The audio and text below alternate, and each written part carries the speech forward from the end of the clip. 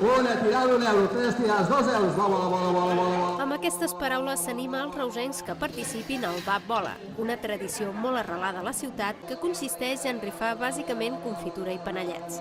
La dinàmica de la rifa és molt senzilla. La gent ve aquí, juga amb un número, quan surt la bola premiada. Qui havia jugat amb aquell número, com havia dit, doncs reclama el seu premi, que és un punt per una invitació a confitura, panellets, etc. Actualment només 3 entitats reusenques mantenen viva la tradició: Orfeó Reusenc, la Germandat de Sant Isidre i Santa Llúcia i el Bou de Reus. Abans aquí a Reus n'hi havia molt, a molts puestos de fer, ara segon és que es va perdent això. Malgrat tot, la majoria dels participants són conscients que es tracta d'un acte que forma part del patrimoni reusenc i que no poden deixar morir. L'esperança està posada en el perfil dels participants. A més de gent gran, es poden veure molts avis amb nets i famílies amb fills petits.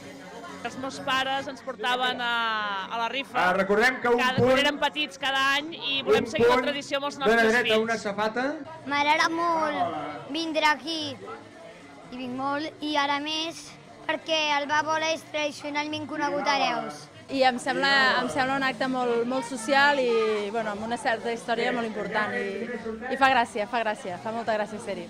Per ser fidel al costum reusenc cal anar fent ruta per les diferents entitats de la ciutat i participar a diversos Bab Bola.